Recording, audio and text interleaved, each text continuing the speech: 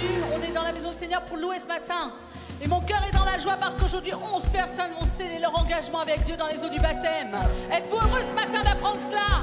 Parce que dans le ciel, il y a de la joie.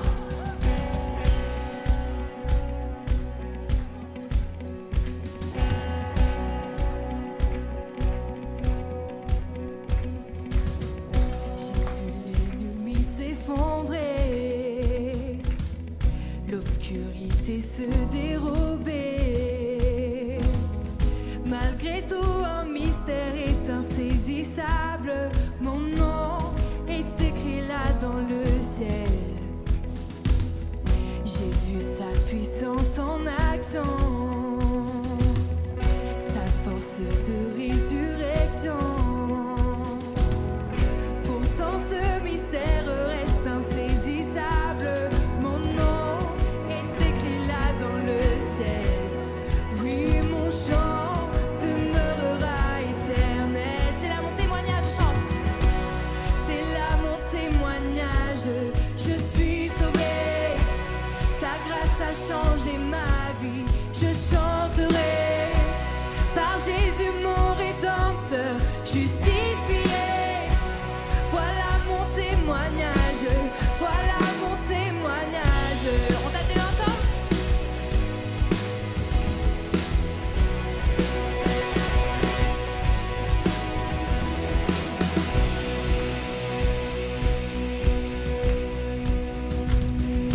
Rassemblons-nous devant celui qui par son sang nous a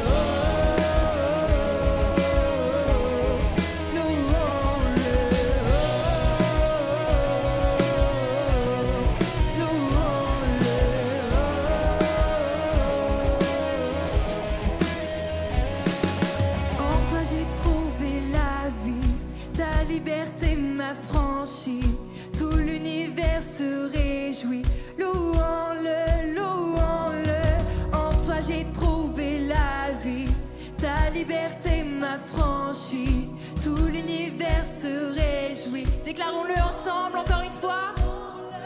En toi j'ai trouvé la vie, ta liberté m'a franchi, tout l'univers se réjouit, louons-le, louons-le.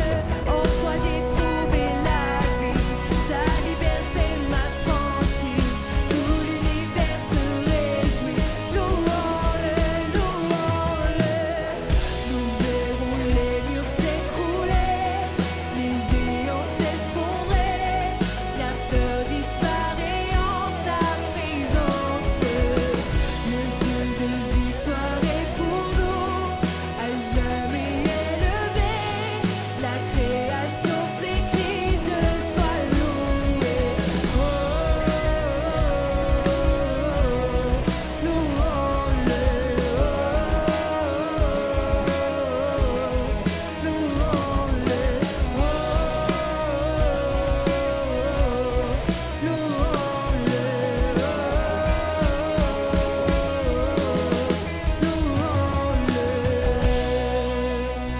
À toi la gloire Jésus, à toi l'honneur.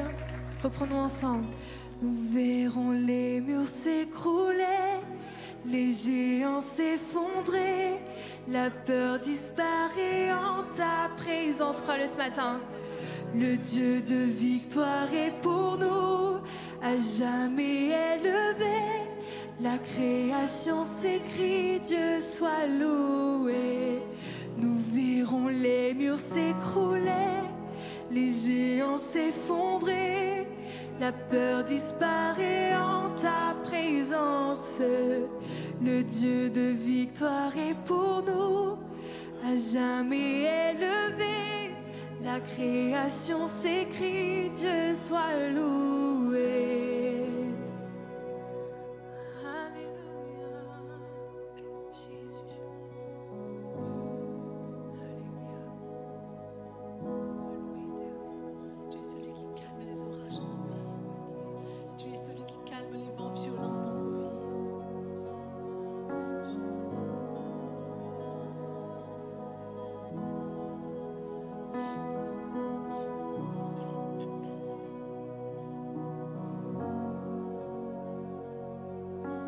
Paix, tu calmes maintenant l'orage si violent qu'il s'apaise. En ton nom calme, dompte l'océan, apaise ma colère, chaque vague. En ton nom, Jésus, Jésus, tu fais trembler les ténèbres. Jésus, Jésus, nos peurs se taisent. Jésus, Jésus, tu fais trembler les ténèbres. Jésus, Jésus.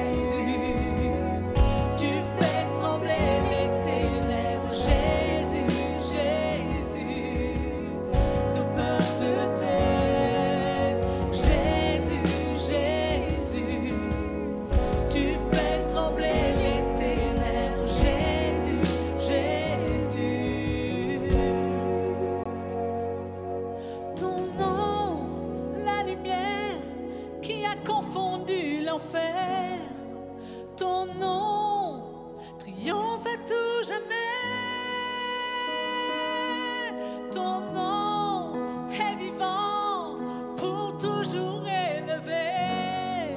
Ton nom triomphe à tout jamais. Déclare ce matin ton nom.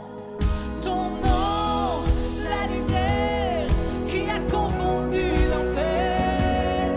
Ton nom triomphe à tout jamais. Ton nom est vivant pour toujours élevé. Ton nom triomphe à tout jamais. Jésus, Jésus, tu fais trembler les ténèbres. Jésus, Jésus, nos peurs se taisent. Jésus, Jésus, tu fais trembler les ténèbres. Jésus, Jésus,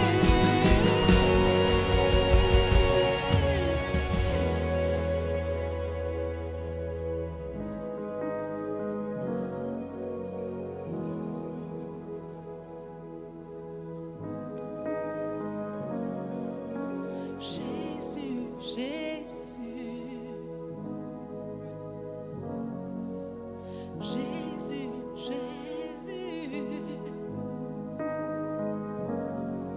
ton nom, la lumière qui a confondu l'enfer. Ton nom triomphe à tout jamais. Ton nom est vivant pour toujours élevé. Ton nom triomphe à tout jamais. Déclare son nom est plus fort que tout. Ton nom, la lumière qui a confondu l'enfer.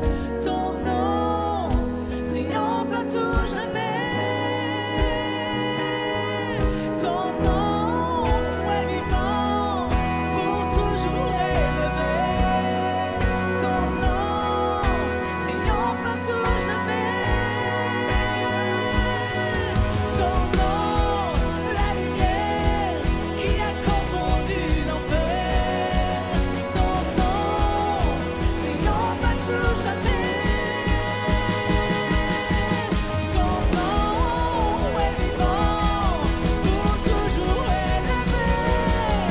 Ton nom triomphe à tout jamais. Jésus, Jésus, tu fais trembler les ténèbres. Jésus, Jésus, nos peurs se taisent. Jésus, Jésus, tu fais trembler les ténèbres. Jésus, Jésus, Jésus, Jésus, Jésus, tu fais trembler les ténèbres. Jésus, Jésus, nos peurs se taisent. Jésus, Jésus, tu fais trembler les ténèbres. Jésus, Jésus.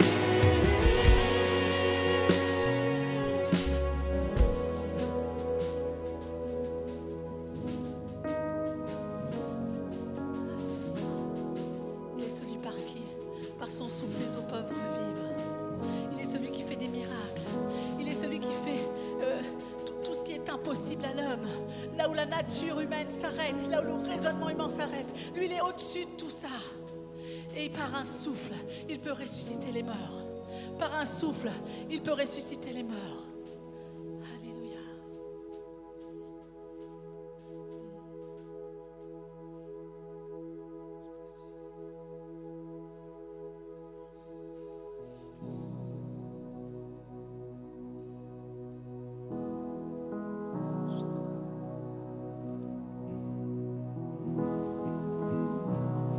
On a beau chercher dans le monde ce qui pourrait nous sauver, ce qui pourrait vraiment être bon pour nous. On a beau sonder le monde, mais rien n'y fait. Même les gloires que tu as pu avoir, rien ne fait. Alléluia.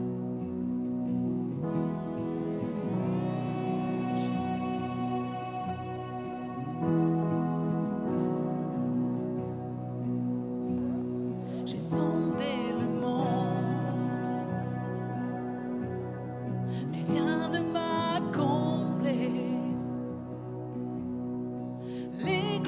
révèle, les trésors ternis n'ont jamais suffi.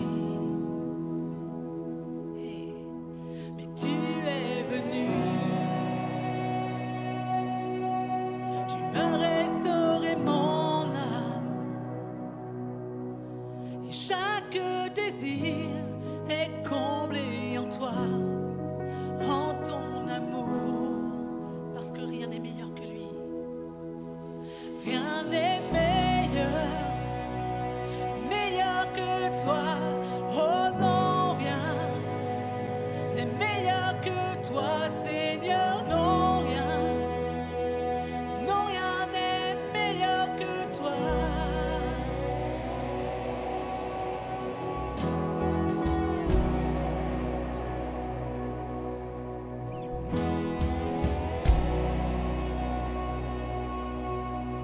Je viens sans peur d'exposer mes faiblesses, mes plus grands échecs. Dieu, tu les connais, mais tu me tends la main. Tu es le Dieu des montagnes, tu es le Dieu des vallées. Pourquoi me cacher? Ta grâce infinie saurait me trouver. Rien n'est meilleur que toi. Oh non, rien n'est meilleur que toi, Seigneur. Non, rien n'est meilleur que toi. Proclame ce matin, rien n'est meilleur que lui. Rien n'est meilleur que toi. Oh non, rien n'est meilleur que toi, Seigneur. Non, rien n'est meilleur que toi.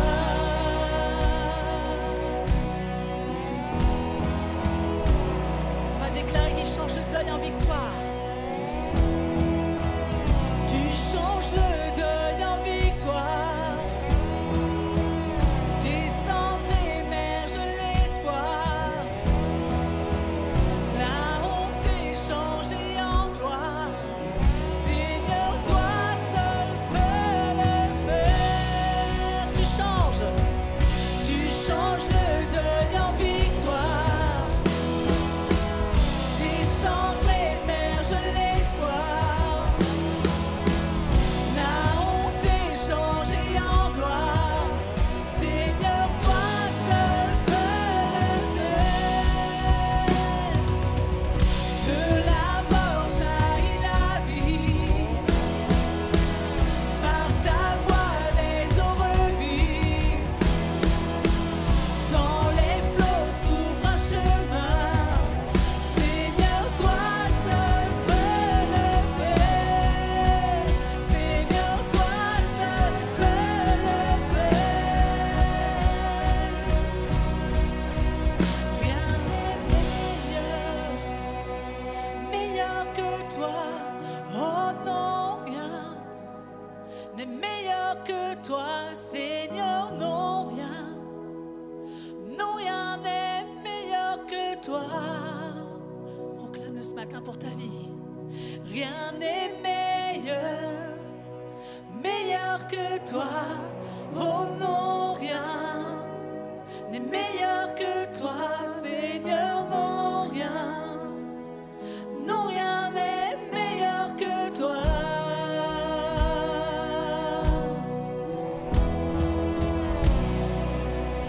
On va lui dire: de la mort jaillit la vie.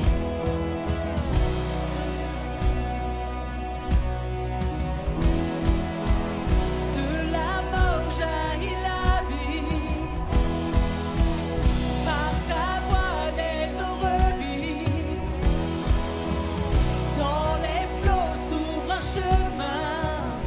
Seigneur, toi seul peux le faire.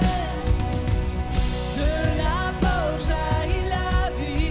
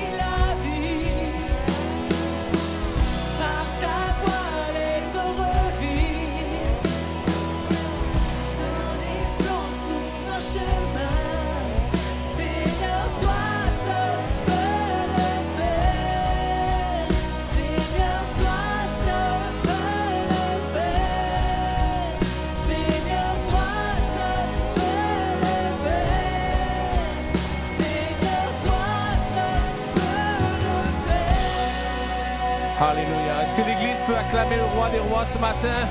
Son nom est Jésus. Son nom n'est pas Pasteur Seb, son nom n'est pas Pasteur Manu, son nom n'est pas équipe de worship, mais son nom est Jésus. Et ce matin, j'ai une pensée pour toi. Peut-être tu es là. Ce matin, tu es là pour la première fois, pour l'une des premières fois. Peut-être tu es un habitué, peut-être tu nous suis sur les réseaux. Mais ce chant dit, tu changes le deuil en victoire. Il y a quelque chose de puissant qui prend place lorsque tu tournes tes yeux vers Jésus. Il y a quelque chose qui te dépasse qui prend place lorsque tu tournes tes yeux vers Jésus. Tu peux tourner tes yeux vers tout ce que le monde peut t'offrir. Mais le monde ne pourra jamais changer ta condition. Le seul qui peut changer ta vie s'appelle Jésus-Christ. C'est le seul qui a payé le prix. C'est le seul qui est descendu en enfer pour dépouiller les droits qu'il avait sur toi. C'est le seul qui a changé les plans du diable pour toute l'humanité. Et aujourd'hui, le diable a peur. Le diable tremble parce que son seul désir c'est de garder un maximum de gens avec lui. Mais là où Jésus passe, l'angoisse s'efface. Là où Jésus passe, la mort est changée en vie. Il est celui qui restaure, il est celui qui ressuscite. Et peut-être ce matin c'est ton cas. Il y a quelque chose qui est mort dans ta vie. Il y a quelque chose qui est mort, quelque chose comme si tu penses c'est foutu. Il n'y a plus de possibilités, il n'y a plus d'espoir pour moi. Peut-être ton mariage est mort ce matin. Peut-être tes relations familiales avec tes enfants sont morts. Peut-être ta carrière professionnelle est morte. Peut-être il y a des choses, tu dis, c'est fini. Même la maladie dans mon corps me ronge et je suis condamné à la mort. Mais j'aimerais te dire ce matin, il change le deuil en victoire. Ne regarde pas à ce qui est mort, mais regarde à ce qui peut prendre vie. Ne regarde pas à celui qui t'enterre, mais regarde à celui qui t'élève. Son nom s'appelle Jésus. Il a payé le prix une fois pour toutes et une fois pour tous. Et ton histoire n'empêchera pas Jésus de venir à toi. Ta vie n'empêchera pas Jésus de venir à toi.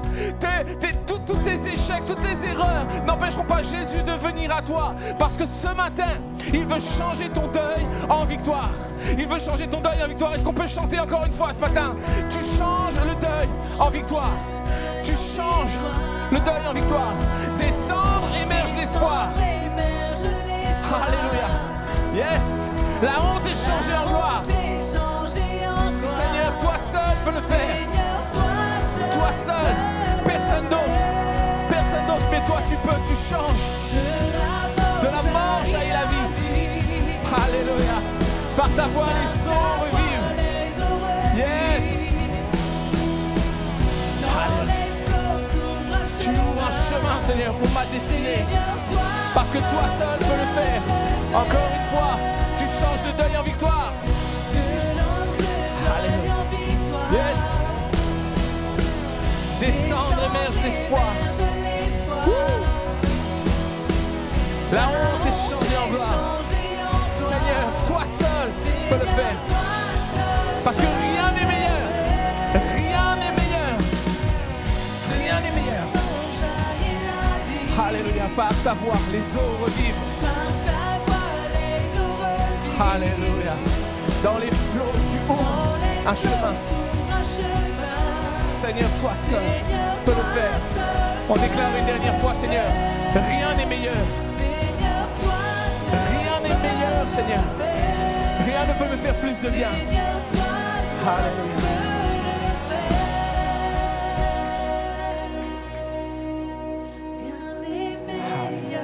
Merci, Jésus. Meilleur que toi. Non, rien. Oh non, rien. Rien n'est meilleur que toi. N'est meilleur que toi. Seigneur, non, rien n'est meilleur que Non, toi. rien n'est meilleur que toi. Alléluia, Jésus. Encore une fois, rien n'est meilleur. Rien n'est meilleur que toi. Meilleur que toi. Oh non, rien. Alléluia. N'est meilleur que toi. Seigneur, non, rien. Non, rien n'est Non, rien meilleur n'est que toi. meilleur que toi. Est-ce que l'Église peut acclamer le roi des rois ce matin? Celui qui change les vies. Alléluia.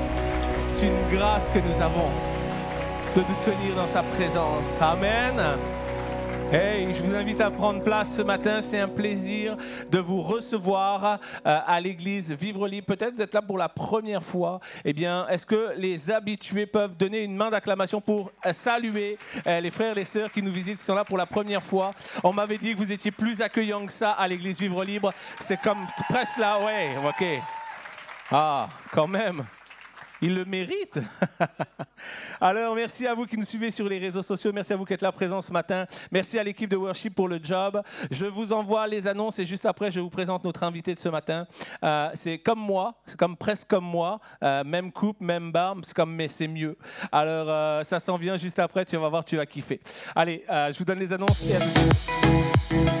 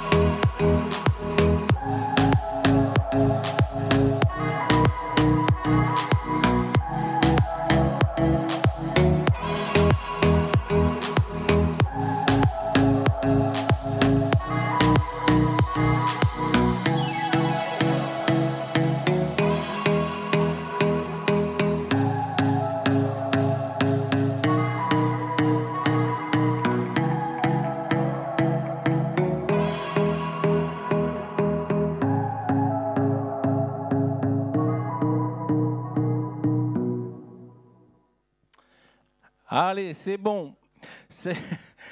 Vous avez vu la photo, vous avez vu, je vous avais dit c'est comme moi mais en mieux. Alors sans plus attendre, je vais laisser la place. Pasteur Nuno, vas-y, viens me rejoindre. Et c'est un privilège pour nous d'avoir Pasteur Nuno et son épouse Cybèle avec nous aujourd'hui. Et ce matin, c'est lui qui va nous apporter la parole de Dieu. Alors je lui ai dit, c'est comme tu es à la maison ici. C'est vrai, souvent, les gens qui arrivent, même pour la première fois, je leur dis souvent, vous êtes à la maison ici. C'est comme, on a tous une part dans le royaume de Dieu. Alors il est chez nous, chez lui, on est chez lui, chez nous. Fait que c'est la beauté du royaume de Dieu. On est tous ensemble, une grande famille. On a le droit de mettre les pieds sur la table et tout. Je te laisse toute la place, mon frère. Sois béni, vraiment. Merci. Merci, pasteur. Est-ce que je peux aller un petit peu? C'est bon ici? Amen. Merci beaucoup pour m'accueillir, pour l'amour avec lequel vous m'avez reçu. En fait, merci pour la photo, pasteur. C'est ma photo préférée.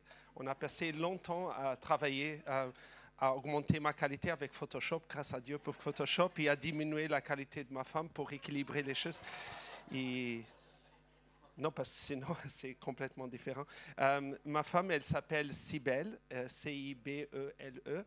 C'est un peu bizarre en France, mais Cybèle est Cybèle, c'est vrai. Elle est brésilienne. Moi, je suis portugais. Je suis né à Mozambique et j'ai grandi en Afrique du Sud jusqu'à mes 12 ans. Et après, j'ai vécu 12 ans à Portugal, un peu à Allemagne. Et avant de venir ici en France, j'étais pasteur au Japon pendant 20 ans. Et ça fait 5 ans que je suis ici en France. Et je veux d'abord vous demander pardon parce que je ne suis pas trop à l'aise à prêcher en français. Je ne sais pas si votre pasteur vous aime vraiment pour m'inviter de venir ici.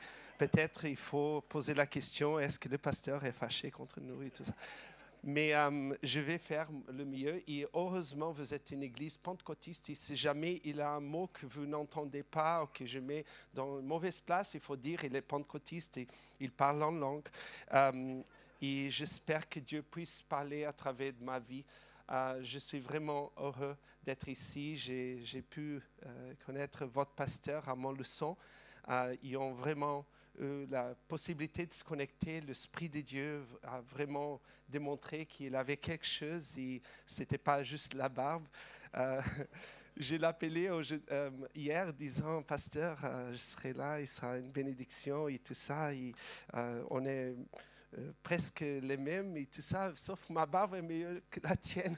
Mais après, quand je l'ai vu, parce que j'ai vraiment oublié, sa barbe est mieux que la mienne. C'est vrai, c'est plus long. Amen. Mais c'est vraiment une joie d'être ici. Je veux juste dire, pour moi, c'est un plaisir de servir le Seigneur d'être un serviteur à lui n'importe où. Je suis disponible pour qu'il fasse sa volonté, même si parfois il nous met dans des endroits dans lesquels on ne se sent pas capable, on se sent faible, mais c'est dans notre faiblesse qu'il se fait fort. Il faut juste être disponible, qu'il puisse faire sa volonté. Je n'ai jamais pensé passer 20 ans au Japon et là, Dieu m'a appris des choses incroyables. J'ai participé à des moments importants dans le pays, spécialement le moment du tsunami de 2011, dans lequel on a, parmi toute la souffrance, on a vu beaucoup de Japonais à la rue à donner ses vies à Jésus, à vraiment pleurer devant Dieu. À Kumamoto, quand ils ont eu un très grand tremblement de terre, on était toujours là pour les aider. Et Dieu m'a donné des opportunités de regarder comment ils travaillent autour du monde. Et maintenant, être ici avec vous à Rouen, c'est vraiment une joie. Et merci Seigneur, parce que je sens la présence de Dieu. Et comme on a chanté ici, il n'a rien meilleur que le Seigneur. Il n'a rien. Et il est le meilleur choix qu'on peut avoir. Et aujourd'hui, j'aimerais vous apporter un message. J'espère que je vais essayer d'être à l'aise. Normalement, je n'aime pas trop lire mes notes. Je suis plus à l'aise, mais avec le français. Mais je vais faire mon meilleur. Amen. Vous êtes avec moi? Amen. Vous êtes prêts? Seigneur, merci pour l'opportunité d'être ici, Seigneur, devant toi. Aide-moi, Seigneur, à être un canal de bénédiction vers mes frères, Seigneur, qui puissent sortir d'ici complètement transformés, pas à cause de moi, Seigneur, mais grâce à toi. Tu es fidèle, Seigneur, tu es là toujours, tu peux nous aider dans nos faiblesses, dans le nom puissant de Jésus. Amen et Amen. Gloire à Dieu. Quand je pense à ma vie, tout ce que Dieu a fait, quand j'avais 1 an et demi, mes parents ont donné ses vies à Jésus. Et j'ai grandi dans une église. Et pour moi, c'était très bien d'entendre les louanges, d'être à l'église, de chanter avec. Mais il y a un moment que mes yeux ont été ouverts, comme Job, dans le chapitre 42, verset 5, il dit « Avant, je te connaissais d'entendre, mais maintenant, mes yeux t'ont vu. » Il y a un moment de transition et ça change tout. On n'a plus besoin que quelqu'un nous dise il faut arriver avant que le culte commence, il faut venir et prier, que Dieu puisse bénir la parole, que Dieu puisse bénir le louange, être disponible pour servir. Et ça, c'est le meilleur choix qu'on peut faire. Et je me rappelle parce que même dans ma jeunesse, je n'avais pas un appel pastoral. Je n'ai jamais pensé à devenir un leader. Mon pasteur ne m'a jamais invité pour devenir leader de jeunes ou partager à l'école de dimanche. Je n'étais pas quelqu'un qui était naturellement un leader. Peut-être vous pensez, oui, je regarde ça, c'est possible de le savoir. OK. Mais là, j'avais l'habitude, quand le culte était fini, de vraiment saluer tout le monde, spécialement les veuves. À Portugal, j'ai été à Portugal et je me rappelle que j'étais là, j'avais cette habitude, mais mon désir c'était d'être dehors avec tous les autres jeunes. Il y avait parfois une nouvelle jeune fille qui est venue pour la première fois à l'église et peut-être sera ma future femme, et j'avais l'envie de le connaître, et tous les autres jeunes passaient au milieu de tout le monde parce qu'ils avaient juste une envie d'être avec la fille ou d'être avec les jeunes. Mais moi, je ne sais pas pourquoi, il avait quelque chose dans moi que je devais saluer tout le monde, n'importe qui. Mais dans mon cœur, je disais, ah Seigneur, je vais aller dehors. Mais là, quand je donnais des bisous à ces veuves, elles disaient toujours, non, j'aime bien la façon comme tu loues le Seigneur. Et c'est vrai que j'étais un peu différent des autres parce que j'ai grandi dans une église pentecôtiste, mais à Portugal, l'église c'était baptiste. Et ce n'était pas normal de lever les mains pendant le louange. Et comme j'étais devant et j'ai levé les mains, tout le monde savait que j'étais différent. Mais là, le Seigneur m'a vraiment béni parce que je crois que ces femmes-là, elles ont beaucoup prié pour moi. Et c'est juste après que j'ai vraiment compris le Seigneur m'a béni parce que j'ai trouvé les géants dans l'église, les gens qui parfois ne montent pas sur le strade, mais les gens qui sont investis dans la prière. Et j'ai toujours fait cette choix, c'est la meilleure choix, c'est de servir le Seigneur, d'être disponible dans le petit détail. Et un jour, Dieu m'a appelé pour le servir, pour laisser tout. J'ai étudié l'architecture et j'ai tout laissé pour servir le Seigneur et j'ai accepté sa proposition. Et ma vie a été complètement changée.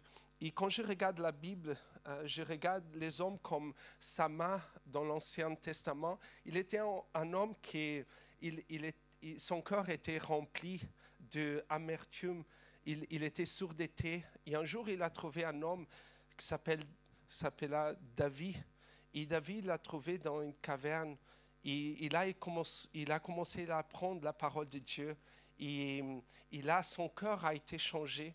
Et il est devenu un homme fort, un homme qui était prêt à lutter. Il a lutté pour un morceau de terrain une fois. Et c'était juste un morceau de terrain. Il a mis sa vie, il a risqué sa vie pour un morceau de terrain. Mais il a fait le meilleur choix. Il est un exemple pour nous. Il a lutté contre l'ennemi. Et parfois, à l'église, quand on fait le meilleur choix, parfois, les gens nous demandent, mais pourquoi tu t'investis si tant à l'église? Pourquoi tu t'investis si tant pour les choses de Dieu? C'est très petit, c'est quelque chose, c'est pas si important. Mais ce qu'on peut regarder dans le texte, c'était un morceau de terrain, une petite partie de terrain, mais c'était rempli de nourriture. Et je crois qu'à l'église, c'est rempli de potentiel. Dieu, il a beaucoup de choses qu'il fait dans l'église. Et on doit croire que Dieu a des choses incroyables à faire à travers de nos vies. Et chaque jour de notre vie, on prend ce choix. Qu'est-ce qu'on va faire? En quoi on va s'investir? Chaque jour, on prend des décisions, énormément de décisions, des centaines de décisions. À quelle heure se lever, à quelle heure se coucher, où aller, où ne pas aller, quoi manger, où manger, combien manger. Ça, c'est le problème. Et même quand on se dit, aujourd'hui, je vais rester au lit et je ne vais prendre aucune décision. Là, c'est déjà une décision. On ne peut pas vivre sans prendre des décisions. Ces décisions apporteront des bons ou de mauvais résultats. Beaucoup de gens, bien sûr, comme on sait, c'est juste, je suis en train d'établir les bases, regrettent les mauvaises décisions qu'ils ont prises et qui ont maintenant rendu leur vie remplie d'amers. Il y a quelques mois, moi, je n'ai pas pris une bonne décision. J'étais au restaurant et je sais que la meilleure décision, c'est de boire de l'eau. Mais on aime bien la coca froide et ça c'est bien. Je ne sais pas, peut-être c'est que moi qui sais qu'est-ce que je dois boire, mais après, je décide quelque chose d'autre. Mais c'était Coca Zéro. Et là, quand la jeune fille, elle m'a demandé, je l'ai demandé à une Coca Zéro, et elle m'a demandé si ça pouvait être Pepsi. Et je lui ai dit, puisse-je payer avec des billets de Monopoly? Parce que si on parle des choses fausses, parce que pour moi, Pepsi, ce n'est pas la vraie... Et Dieu, il nous encourage à prendre des bonnes décisions dans notre vie. J'aimerais que vous puissiez ouvrir avec moi en Deutéronome, chapitre 30, versets 19 et 20. Vous n'avez pas besoin d'ouvrir, je pense. Ok, merci Seigneur pour la projection. Qui dit, j'ai la version Louis II, 1910, fais partie des anciens. J'en prends aujourd'hui à témoin contre vous le ciel et la terre. J'ai mis devant toi la vie et la mort, la bénédiction et la malédiction. Choisis la vie afin que tu vives, toi et ta postérité. Pour aimer l'Éternel, ton Dieu, pour obéir à sa voix et pour t'attacher à lui, car de cela dépendent ta vie et ta prolongation de tes jours. Et c'est ainsi que tu pourras demeurer dans le pays que l'Éternel a juré de donner à tes pères, Abraham, Isaac et Jacob. Amen. Il a proposé la vie, la mort, c'est une épreuve. Il est comme le maître, il est comme le professeur. Il dit on va faire une épreuve. Il a des questions et vous avez l'option de choisir la vie ou la mort, la bénédiction ou la malédiction. Mais attends, avant de répondre, je vais vous dire, moi, je vous encourage à choisir la réponse A. La vie. La réponse C aussi, c'est bien la bénédiction, mais c'est à vous. Imagine si le professeur il dit ça, mais parfois on entend le professeur et on dit non, je pense qu'il veut me tromper, je vais mettre B. Et Dieu, il nous aime tellement parce qu'il sait qu'on a des choix à faire. Il nous aide à prendre les meilleurs choix. Il dit, viens vers moi, j'ai tout ce que tu as besoin, ce qui peut nourrir ta vie, et c'est gratuit. Pourquoi tu dépenses ton argent pour ceux qui ne peuvent pas nourrir, tu ne peux pas t'aider? Je t'encourage, viens vers moi, j'ai le mieux pour toi. J'ai des pensées qui sont beaucoup mieux que les tiennes. J'ai des chemins qui sont plus hauts que les tiennes. Fais confiance en moi. Il aime, il veut qu'on passions à cette épreuve. Il nous donne les réponses, qu'on puisse décider avec lui le mieux pour notre vie, qu'on puisse vivre. Et il a deux choses, il dit afin que tu vives. Et je sais que pendant longtemps de ma vie, je présentais Jésus d'une façon que je trouve maintenant que ce n'était pas la meilleure manière. Je disais aux gens, viens Jésus, avec Jésus, la vie c'est beaucoup mieux.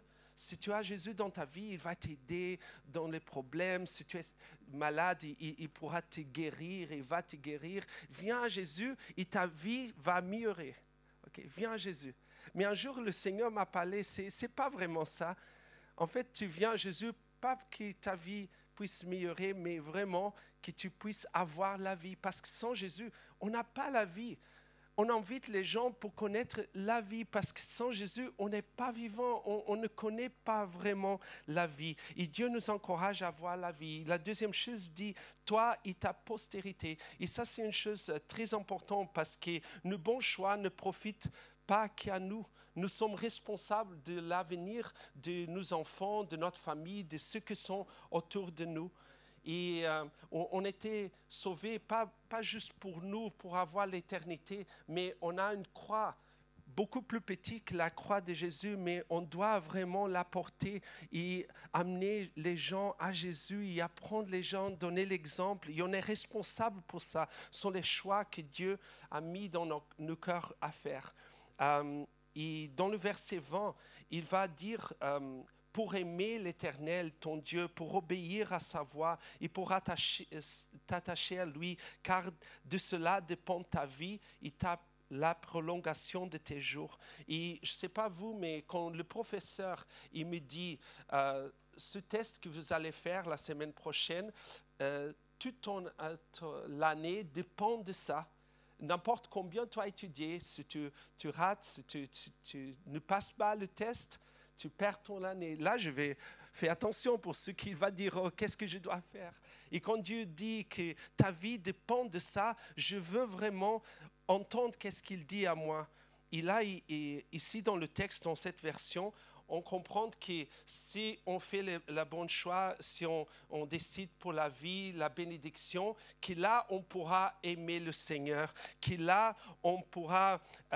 obéir à sa voix, que là, on pourra s'attacher à lui. Mais en fait, dans les autres versions, l'original, il donne plus le sens que si tu fais le bon choix, c'est là que si tu fais le bon choix, c'est parce que tu as aimé le Seigneur. Quand tu aimes le Seigneur, ça t'aide à choisir. Tu es en train de choisir la vie. Quand tu t'attaches à lui, tu es en train de choisir mieux le Seigneur. Tu as plaisir à lui. Quand tu entends sa voix, quand tu obéis sa voix, tu es en train de faire le meilleur choix.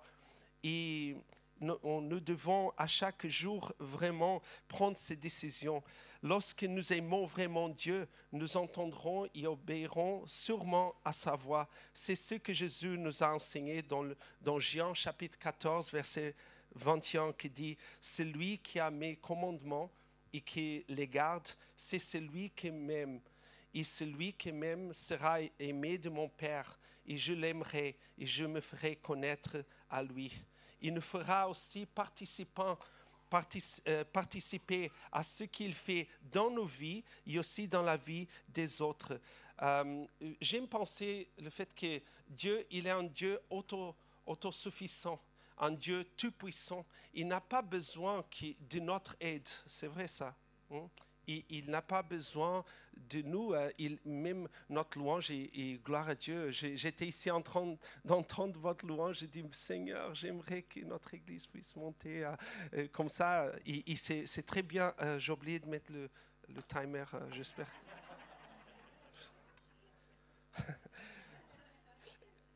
Les pasteurs font ça exprès, hein. Désolé pour ça, vraiment. Il y a un pasteur il avait une habitude de mettre, comment dire, sweet, quelque chose doux dans la bouche, un bonbon, carrément bonbon. Ouais, je ne connais pas le mot parce que je ne mange jamais, c'est pas vrai. Mais je ne demande jamais, je prends. Et il mettait le bonbon dans sa bouche et normalement ça prenait presque 30 minutes à finir. Il savait que c'était le temps de prêcher, c'était le temps de finir. Et un jour, il a prêché 2 heures, il ne savait pas pourquoi, mais après il a vu qu'il avait un bouton dans son poche, il a mis un bouton en lieu de bonbon. Je ne vais pas faire ça, ok. Mais Dieu, il est un Dieu il a notre louange comme ça, avec toute cette qualité, mais la Bible dit qu'il a des anges qui chantent 24 heures sur 24 heures. Et il ne sort pas du ton, on n'a pas sorti du ton, hein, ce n'est pas une critique ici. Hein. Mais les anges chantent très très bien et leur chanson c'est magnifique. En fait, Dieu, il est tellement grand qu'une chose qui m'étonne, c'est le fait que depuis le début, d'éternité à l'éternité, les anges sont en train de chanter « Sans, et le Seigneur, sans. » C'est incroyable. Dieu est tellement saint qu'ils n'ont pas eu l'opportunité de changer la chanson, d'aller vers quelques autres caractéristiques de Dieu. Parce que Dieu est tellement saint qu'il chante 24 heures sur 24 heures. Il dit non, on ne peut pas encore changer parce que Dieu est plus saint que ce qu'on a dit. Il est plus saint, il faut continuer. Et on va un jour chanter avec eux que Dieu est saint. Mais quand même, sachant que toutes nos faiblesses, toutes nos erreurs, comme on a chanté ici, il veut être avec nous. Et là, c'est l'amour de Dieu. Amen. Et il est autosuffisant, mais quand même, il veut notre participation. Et ça, c'est incroyable. Il fait parfois des choses qu'on peut dire, entre guillemets, incomplètes, des miracles incomplètes. Il pouvait le faire tout seul, sans avoir besoin de nous, mais il fait les choses d'une manière de nous laisser notre participation. C'est le cas de Jean chapitre 9, versets 6 à 7. C'était un homme aveugle et il a guéri cet homme. Et la Bible dit, après avoir dit cela, il cracha à terre, c'est bizarre, il fit de la boue avec sa salive. Puis il appliqua cette boue sous les yeux de l'aveugle. Il lui dit, va et lave-toi au réservoir de Siloé, nom qui signifie envoyé. Il y alla, se lava et s'en retourna voyant clair. Non seulement Jésus a guéri cet homme, mais il a profité pour donner le premier pas d'apprentissage. Il a appris quelque chose. Si tu obéis à ma voix, si tu vas obéir à ma voix, tu seras toujours béni. Et parfois, Dieu fait ce type de miracle dans nos vies. On demande Dieu, est-ce que tu peux me guérir? Et pour guérir quelqu'un qui est aveugle, l'idée c'est d'enlever l'obstacle. Ce n'est pas de mettre un obstacle de plus. Mais Dieu, parfois, il fait les choses à l'envers, juste pour travailler notre obéissance, pour nous apprendre, parce qu'il sait que quelque chose arrive quand on obéit sa voix, quand on participe de ce qu'il est en train de faire. Et j'aime bien l'histoire d'une jeune fille qui se souvient que lorsqu'elle avait 6 ans, son père voyageait beaucoup. Il lui apportait toujours un cadeau. L'un de ces cadeaux était un collier de perles en plastique. Quelqu'un a déjà entendu cette histoire ou non? Okay. C'est Max Lucado qui a donné cet exemple, mais c'est une vraie histoire d'une femme qui a partagé cette histoire avec Max Lucado. L'un de ses cadeaux était un collier de perles en plastique, c'est-à-dire des perles d'imitation. Elle aimait ces perles, jouer avec elles, dormir avec elles, se doucher avec elles et leur parler même. Un jour, son père est venu dans sa chambre la nuit pour l'embrasser, pour donner une bonne nuit. Il lui demanda « M'aimes-tu » Elle a répondu rapidement « Oui, papa, je t'aime tellement. Aimes-tu tes perles ?» Elle a dit « J'aime tellement mes perles, papa. Mais m'aimes-tu plus que tes perles ?» Elle dit « Je vous aime tous les deux. Si je te demandais de rendre tes perles, tu me rendis-tu les perles à moi ?» Elle a répondu « Oh papa, pourquoi demanderais-tu ça? J'aime tellement mes perles. » Alors le père a dit « D'accord. » Et il a embrassé et est allé se coucher. Elle n'arrêtait pas de penser aux paroles de son père. Et le lendemain matin, alors que son père prenait son petit déjeuner, elle alla vers lui, enleva les colliers et lui tendit en disant « Je t'aime plus que mon collier. » Le père a pris ce collier, l'a laissé de côté, puis il a ouvert sa valise, a sorti une boîte et la lui a tendue.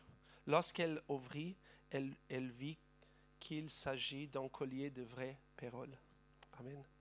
Et je crois que parfois, Dieu, il nous donne certaines choses qui sont juste une imitation de ce qu'il veut vraiment nous donner. Mais il travaille notre confiance à lui. Et c'est vrai que c'est beaucoup plus facile de donner quelque chose à Dieu, rendre à Dieu quelque chose qu'il nous demande. Il dit, je ne veux plus que tu aies quelque chose. Et c'est quelque chose que ce n'est pas le Seigneur qui nous a donné. C'est un péché, c'est quelque chose qui peut nous distraire. Il dit, je veux ça de toi. Et on le donne. C'est plus facile. Mais comment rendre à Dieu quelque chose que c'était lui qui nous a donné? Un ministère, quelque chose qu'on a beaucoup prié pour ça, il nous a donné, on est très content, on sent la présence de Dieu avec. Dieu dit, comme il a dit à Abraham, donne-moi ton fils, c'était Dieu qui l'a donné, son fils. Ça c'est fou, ça ne peut pas être Dieu. Dieu ne fait pas ce type de choses, mais parfois, il nous donne les choses qui sont une imitation de quelque chose de plus grand. Il faut vraiment faire confiance et entendre la voix de Dieu, parce qu'il a des choses énormes pour nous. Amen. Et parfois, ce Dieu tout-puissant qui pourrait tout faire, nous donne des miracles apparemment incomplets, afin que nous puissions participer à ce qu'il fait, non seulement dans nos vies, mais dans la vie des autres. Voyez le cas de Lazare. Okay? C'est Jean chapitre 11, versets 43 et 44. Et la Bible dit, ayant dit cela, il a dit qu'il allait ressusciter Lazare, il cria d'une voix forte, « Lazare, sort !»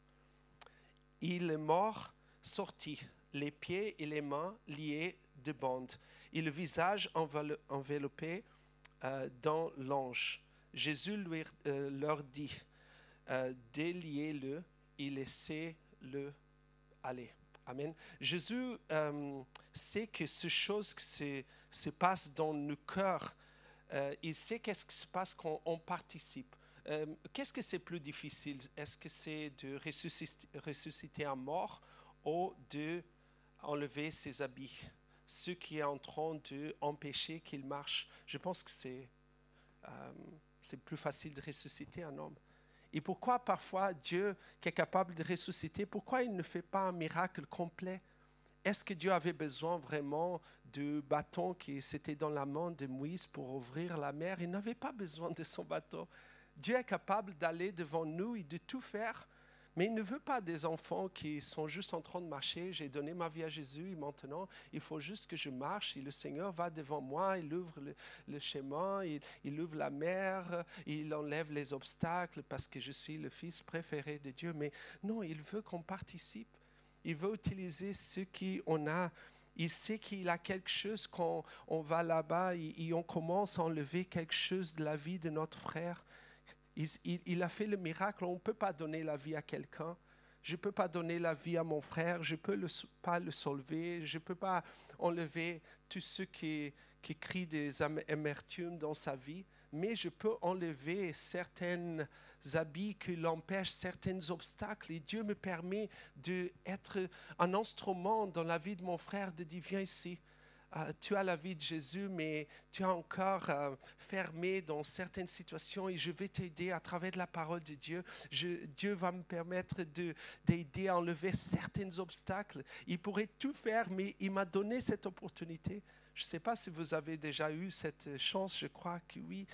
Combien de personnes qui ont donné ses vies à Jésus, mais avaient des limitations. Et j'ai passé le temps avec eux, j'ai prié avec eux, j'ai partagé la parole de Dieu, que ce n'est pas la mienne, mais c'est la parole de Dieu. Elle est très puissante. Et aujourd'hui, ils servent le Seigneur, la famille sert le Seigneur. Les mariages sont vraiment reconstruits. Maintenant, ils sont des pasteurs, des serviteurs, des ouvriers. Et c'est magnifique parce que ça fait du bien à mon cœur. Je peux dire, j'ai participé. Je n'ai pas donné la vie, mais j'ai aidé à enlever certaines choses. Et quelle grâce que Dieu nous permette de faire ça. Amen.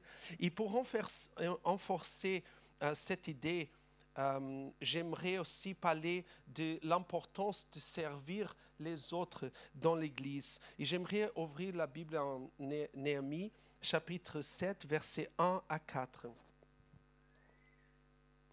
Dieu nous laisse toujours quelque chose à faire. La Bible dit, lorsque la muraille fut rebâtie et que je posais les bâtons des portes, on établit dans leurs fonctions les portiers, les chantres et les lévites. Je donnai mes ordres à Anani, mon frère, et Anania, chef de la citadelle de Jérusalem, homme supérieur au grand nombre par sa fidélité et par sa crainte de Dieu. Je leur dis, les portes de Jérusalem ne s'ouvriront pas avant que la chaleur du soleil soit venue. Il en fermera les bâtons au verrou en votre présence. Les habitants de Jérusalem feront la garde, chacun à son poste devant sa maison. La ville était spacieuse et grande, mais peu peuplée, et les maisons n'étaient pas bâties. Cette partie qui dit devant sa maison, dans différentes versions, il démontre que ce n'était pas juste devant sa maison, mais qu'ils étaient en train de servir à leur poste au mur devant les portes d'entrée de la ville qui étaient plus proches de leur maison, qui n'étaient pas encore construites. Et c'était quelque chose que Dieu a demandé. Et quand on regarde ce texte-là dans le verset 1, on peut regarder que Dieu a rétabli, il a reconstruit les murs, il a mis les portes dans leur place, il a mis les lévites, les chanteurs, les portiers. Il pourrait penser à c'est tout bien, c'est tout sécurisé, mais non. Il est facile de penser que notre Jérusalem, qui est notre église locale, qui est déjà sécurisée. On regarde notre pasteur, il est très beau, regarde sa barbe, ça manque de cheveux que c'est très très bien. Je l'ai dit hier qu'un beau visage a besoin de place. C'est pour ça qu'on perd les cheveux. Et il y a des gens qui n'ont pas besoin de perdre ses cheveux parce qu'ils n'ont pas besoin de plus de place. Mais en fait, parfois on dit On a un très beau pasteur, sa femme, il prêche très bien, c'est un homme de Dieu rempli de Saint-Esprit. Oh, le groupe de louange est là, on a les diacres, les gens à l'accueil. Oh, mon église est sécurisée, je me sens sécurisé ici dedans, je sens que je suis bien, je suis protégé ici dedans. Mais non, nous sommes tous les gardes de deux portes très importantes. Et j'aimerais juste partager un peu sur ça et je ne vais pas prendre longtemps. J'ai passé longtemps dans la partie d'introduction, désolé. Mais la première porte, et pas forcément dans cet ordre, est l'Église locale. Parce que l'Église universelle et invisible n'a pas besoin de notre aide, parce que ça appartient à Dieu, et c'est lui qui le protège, il a décrété déjà sa victoire. L'Église, elle va avoir la victoire sous toutes les circonstances. Amen. Mais l'Église locale a besoin, entre guillemets, parce que Dieu veut qu'on soit participant, elle a besoin de chaque résident, de chaque personne dedans pour garder pendant la nuit, lorsque l'ennemi essaye de s'approcher. Parfois, en tant que pasteur, on demande à l'église, est-ce qu'on peut jeûner, est-ce qu'on peut prier pour un sujet? On a besoin de gens pour nous aider. Et parfois, on a du mal à voir tout le monde. Et certaines personnes disent non, je n'ai pas l'appel, ce n'est pas pour moi. Mais la vérité, c'est que Dieu nous a donné pas juste une responsabilité, mais c'est une joie de pouvoir participer de ce que Dieu est en train de faire. En fait, parfois on regarde et on dit église telle et telle passe des moments difficiles et l'ennemi fait la fête, et parfois la personne peut même dire je savais que ça allait arriver. J'ai même dit au pasteur, il faut demander au diacre de prier plus. J'ai même dit qu'il faut que les jeunes prient plus que ceux qui sont en train de prier. On trouve facilement les erreurs, les difficultés, mais ce que Dieu cherche, c'est qui est disponible pour se mettre au mur, de se mettre à la porte et dire non, c'est mon église, c'est ma famille, je ne veux pas, l'ennemi ne va pas entrer, je suis à ma poste, je suis là, Seigneur, je suis là pour toi. En fait, moi, quand je regarde ma vie, je ne peux pas vous dire que j'ai fait des choses incroyables. Oui, j'ai vu les églises grandir au Japon, j'ai pris certaines décisions et Dieu a béni mon ministère. Mais le plus important, je crois, c'est le fait que chaque fois, j'étais là dans la prière, disant, Seigneur, je ne suis pas parfait, mais je suis là à nouveau. Seigneur, tu peux m'utiliser, je suis disponible. Façonnez-moi, utilise-moi, Seigneur. Je viens ici en France. Wow. Pour venir en France, c'était fou. J'étais très confortable au Japon. Mon beau-père, le père de Sibel, il a fondé 28 églises au Japon, presque 80 églises autour du monde, 7 églises en Philippines, 6 églises en Indonésie, en orphanat, c'est ça, orphanage. Orphelinat, ok, désolé. En Mexique, Bolivie, Pérou, Brésil, 30 quelques églises, Portugal aussi, mais pas en France. Et un jour, en 2016, mon beau-père est venu ici en France pour prêcher à l'église d'Orsay, qui maintenant je suis le pasteur de cette église. Et moi, je n'ai pas prêché, et je n'étais pas invité pour partager. Et un an après, je reçois cette invitation de venir en France. J'ai dit non, je ne veux pas apprendre une autre langue.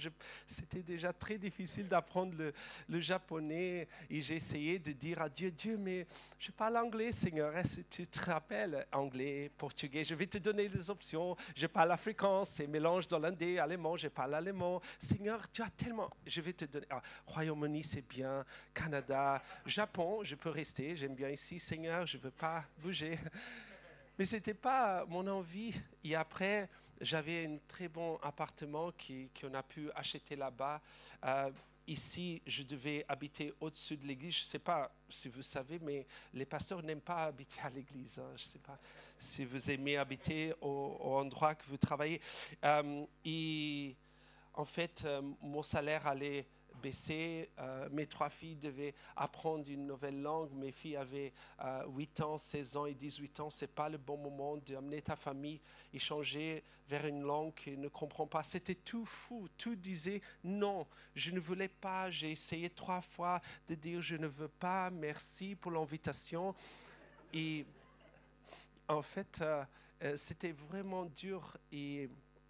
Et là, ils ont beaucoup insisté. Et j'ai dit, mais pourquoi vous avez tellement de jeunes à Portugal qui sortent de l'école biblique parce qu'ils voulaient un pasteur qui soit portugais, mais quelqu'un qui habite à l'étranger, qui a un regard comme immigrant, quelqu'un qui connaît un peu comment vivre hors de Portugal. Il a très peu de pasteurs comme ça. Ils ont découvert au Japon. Il a moins de 100 Portugais au Japon.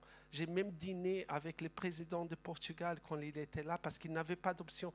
Parce que l'Expo 2005, le président de Portugal est venu à Nagoya, dans ma ville. Presque tous les habitants portugais de la ville habitaient chez moi. C'était moi et ma famille. J'ai reçu un appel disant il faut que tu ailles au Expo, on va payer ton entrée et après il faut dîner avec le président. Et là j'ai regardé mon agenda et j'ai dit ok, je peux aller. Mais c'était un moment incroyable et Dieu faisait des choses incroyables et je devais laisser tout ça. Mais un jour Dieu m'a dit tu crois ce que tu prêches? J'ai dit oui, bien sûr Dieu, c'est vrai que tu poses cette question à moi, c'est vrai, c'est pour ça que je prêche, je crois à ce que je prêche. Il dit si tu crois, tu sais qu'un homme de Dieu, il ne court pas vers le confort, il court vers la zone de combat, il court vers les cœurs brisés. L'église que tu as maintenant, elle a grandi, tu as un pasteur auxiliaire, tu as deux anciens qui peuvent te substituer, l'église va continuer à grandir, mais l'église là-bas, elle passe un moment difficile. Il faut que tu ailles vers les cœurs brisés. Et j'ai dit, Amen Seigneur, je suis prêt. Et je n'ai pas fait grand chose, oui, l'église a grandi, mais le plus important est-ce que tu es à la porte? Est-ce que tu es disponible? La Bible dit que leur maison n'était pas encore construite. On va toujours avoir des excuses. On va dire non, je ne peux pas servir parce que je suis en train de bâtir ma maison. Mes enfants, ils ont commencé à aller à l'école, je dois aider avec les devoirs. Je suis en train de faire ça, c'est pour que les enfants, parce que les enfants sont petits, après ils sont à l'école, à l'élémentaire, et après non, maintenant c'est plus compliqué parce que c'est le lycée, c'est le collège. Non, là c'est plus compliqué, je pensais que ça va aller mieux, mais l'université c'est pire encore. Et après il sort, mais maintenant c'est le travail, il est marié, je dois aider avec les petits-enfants. Et après les arrière-petits-enfants, il n'aura jamais le temps. On aura toujours des excuses. Il a des excuses qu'on ne peut même pas dire quelque chose contre. Jésus a dit, il a des gens qui vont dire, je ne peux pas parce que je vais marier. J'ai acheté un terrain, il faut regarder. J'ai acheté une belle voiture, je dois le conduire. Des excuses sont des vraies excuses. Mais pour Dieu, il dit, je veux que tu restes à ta poste. Je veux que tu fasses ma volonté. Je te choisir pour participer parce que tous les habitants de Jérusalem devaient participer. Il fait ce que Dieu l'a demandé. Ils étaient devant la porte. Et Dieu nous demande, est-ce que tu es à la porte de ton église? Est-ce que quand l'ennemi veut faire quelque chose, est-ce que tu es prêt de dire, je ne sais pas si mes frères sont en train de prier, mais moi je suis à la porte. L'ennemi va prendre ici, je vais lutter. Si on regarde notre famille, est-ce qu'on veut rester toute notre vie à recevoir les bénéfices d'une sécurité qui est mise en place pour les autres? Moi, je ne veux pas. Je veux que ma sécurité vienne pour ce que je suis aussi en train de faire. Je ne veux pas laisser la responsabilité pour les autres. Je suis là à ma poste. Je veux bénir les autres. Je veux bénir ma famille. Et désolé. Israël, merci. Okay. Elle est si belle. Un jour, Moïse, il était aussi à la porte de l'église, à la porte du peuple que Dieu l'a donné pour aider, pour l'amener à la terre promise. Ils ont eu un très grand miracle. Ils dansaient devant après la mer Rouge, quand la mer Rouge a détruit ses ennemis, ils étaient en train de danser, ils ont même chanté une nouvelle chanson. Pendant 3 jours, j'imagine la joie quand ils marchaient. Peut-être quelqu'un disait juste, non, j'ai pas de doute, hein, je crois en Dieu, mais est-ce que tu as déjà vu, on n'a pas bu quelque chose aujourd'hui toute la journée? Non, mais tu doutes quelque chose? Non, non, tu as ouvert la mer Rouge, bien sûr qu'il a toute la provision qu'on a besoin, j'ai aucun doute, je ne me plante pas, Dieu est là, et gloire à Dieu, il a commencé à chanter. Peut-être le deuxième jour, quelqu'un d'autre dit, oui, je ne sais pas si tu as vu, on n'a pas bu, c'est le deuxième jour, mais je ne me plante pas, Dieu est grand, hein, il a ouvert la mer, mais là, au 3e jour, c'est le limite de notre capacité humaine. Dieu nous amène parfois dans les endroits très difficiles et là, les gens ont commencé à se plaindre. Et heureusement que Moïse, il a décidé de faire quelque chose de mieux, quelque chose de différent. Il a décidé de prier. Mais imagine s'il entre dans le même chemin. Ils allaient tous mourir pour après découvrir que la solution était là avant qu'ils avaient un problème. Dieu a mis cet arbre là-bas peut-être combien d'années avant. Dieu savait qu'ils allaient aller là-bas, qu'ils avaient besoin d'une solution. Combien de solutions on ne connaît pas parce qu'on ne prie. Il était à la porte de l'église, il a dit non, Dieu va faire quelque chose. Il a prié, Dieu l'a montré la solution et tout le peuple a été sauvé. Je vais terminer pour parler de la porte, la deuxième porte, la porte de notre maison. Et c'est pas, en fait, dans ce ordre, parfois c'est même la plus importante parce que l'Église, c'est une famille qui est faite à travers de familles. Si notre famille ne va pas bien, l'Église n'ira pas bien. Mais est-ce que 2 heures dimanche pourraient sauver nos enfants si nous ne sommes pas en train de garder la porte de notre maison? Quand la Bible ici dit qu'il devait fermer la porte pour l'obscurité pendant la nuit et ouvrir pendant la journée.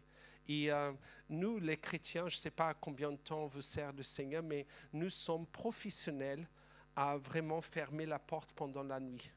On sait bien qu'est-ce que nos enfants ne peuvent pas regarder, qu'est-ce qu'ils peuvent dire, ne peuvent dire, et nous-mêmes, on dit non, ce type de film ici, chez nous, c'est pas, on aime le Seigneur, là on ne fait pas ça, on ne va pas à ce type d'endroit. On est spécialiste à fermer la porte pendant la nuit. Mais le vrai secret, le secret ici n'est pas seulement fermer la porte de notre maison aux ténèbres, aux choix qui sont manifestement nuisibles ou mauvais. Mais nous devons ouvrir la porte à la lumière. C'est un choix, c'est quelque chose de délibéré. C'est de dire, je dis les choses que tu ne dois pas faire, mais viens ici, je vais te montrer qu'est-ce qu'on doit faire. On va pas juste prier à l'église, viens ici, avec la famille, passer le temps ensemble, prier ensemble. Et je peux vous dire que c'est une joie quand on regarde notre famille agrandir dans le Seigneur. Mes parents ont donné ses vies à Jésus. Et ma mère, elle a 85 ans, mon père, il a 88 ans. Et c'est une joie parce qu'ils sont vraiment contents dans le Seigneur. Quand j'étais au Japon en 2012, je suis allé à Portugal et ma mère, elle m'a dit non, je veux parler avec toi. Et je suis assis à la table avec ma femme et elle a commencé à pleurer. Et elle a dit non, je vais te dire une chose que je n'ai jamais racontée à quelqu'un d'autre. C'est qui ton père que c'est ça? Et même lui, peut-être il a oublié.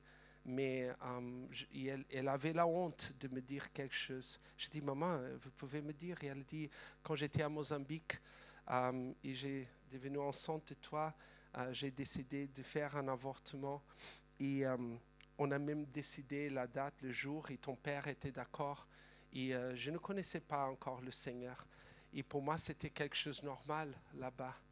Mais à un moment, j'étais dehors et j'ai entendu une voix. Je n'ai jamais entendu quelqu'un dire « Dieu m'a parlé ». Je n'ai jamais connu le Seigneur comme ça. Mais j'ai entendu une voix qui m'a dit « J'ai un plan pour cet enfant, tu ne vas pas l'avorter ». Et la parole de Dieu est tellement puissante. Et heureusement que je suis là pour la miséricorde et la grâce de Dieu. Moi, je suis content. Au moins, ma femme, je pense aussi. Mais Dieu, il est tellement fidèle. Mes parents m'ont montré le chemin. Moi, je suis en train de montrer le chemin. Mais ce n'est pas juste venir à l'église. C'est vraiment démontrer cette joie devant le Seigneur, devant notre famille, de protéger, d'être à la porte. Je dois conclure. Le temps avance. Désolé, pasteur. Et ne laissez pas des autres rester à la porte de votre maison, de votre église. Soyez-vous à rester vraiment. Il a une richesse qu'on investe dans la meilleure chose, c'est vraiment de protéger notre église, protéger notre famille. C'est bien de venir à l'église, à chanter, de recevoir les bénéfices, mais c'est beaucoup mieux quand on s'habille avec la sainteté, de la participation. La Bible parle d'une fête de mariage et quelqu'un était là, il participait, il avait les bénéfices de la fête, mais il n'avait pas les habits qu'il devait avoir. Il a été lancé dehors. C'est pas ça, je ne veux pas dire mettre la crainte dans vous dans ce sens, mais de dire qu'on puisse participer. Dieu veut faire grandes choses dans notre vie. Et j'aimerais demander le groupe de louanges de monter, s'il vous plaît. Désolé que j'ai beaucoup dépassé, je n'ai pas tout parlé, mais amen. Le groupe de louanges. Ah, ils vont venir, ok. Je pensais que c'était à moi de chanter. Ça, c'était une catastrophe. Parce qu'ils ont parlé d'une chanson, je ne sais pas, j'ai pensé que c'était eux. Hein. Mais est-ce qu'on peut se mettre debout, s'il vous plaît? Alléluia. La Bible dit que la ville était spacieuse et grande, mais peu peuplée, et les maisons n'étaient pas bâties. Je ne sais pas quelles sont les excuses qu'on peut avoir de ne pas aller plus loin avec le Seigneur, mais je veux te dire que s'ils ont pu vraiment s'investir et être à son poste, je crois que vous pouvez aussi le faire. Vous aurez les bénéfices de rester au poste. Amen. Fermez vos yeux, s'il vous plaît. On va chanter tout de suite, mais que vous puissiez vraiment demander à Dieu, Seigneur, est-ce que je suis à la poste? Je veux vraiment bénéficier de participer. Merci parce que tu me donnes l'opportunité d'être à mon poste, à l'église, à la porte de l'église. Je veux garder la porte. Je ne veux pas que l'ennemi puisse avoir l'opportunité jamais de toucher ce que tu es en train de faire à l'église. C'est magnifique.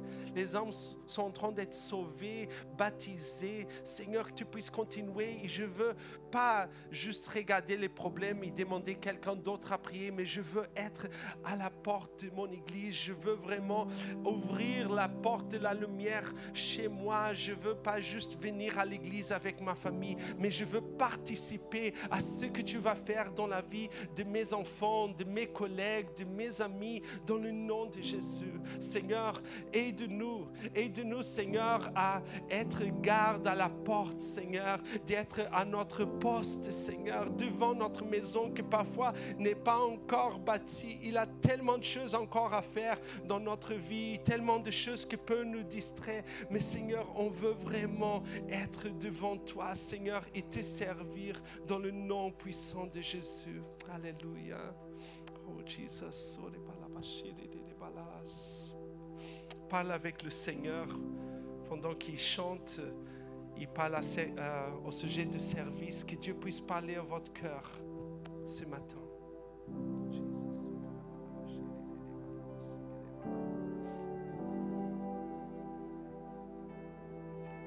Je suis là pour te servir. Je suis là pour t'obéir.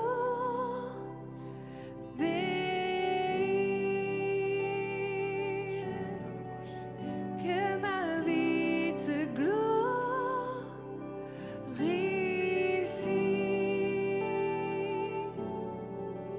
Je suis là pour te servir. Je suis là pour t'obéir.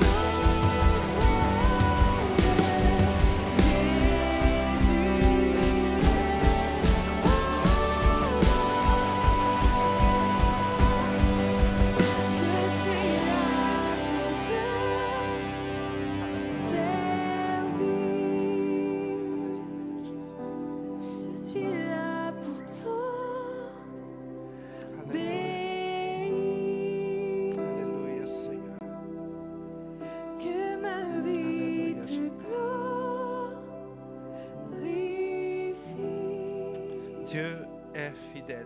Amen. Je peux vous dire, ça, c'est mon expérience.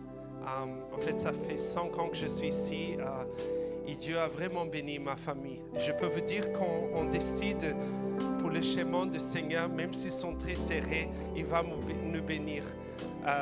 Ma fille aînée de 23 ans, elle a fait ses études universitaires et elle a travaillé comme manager dans un restaurant japonais à 200 mètres à Paris, 200 mètres derrière de l'Assemblée nationale.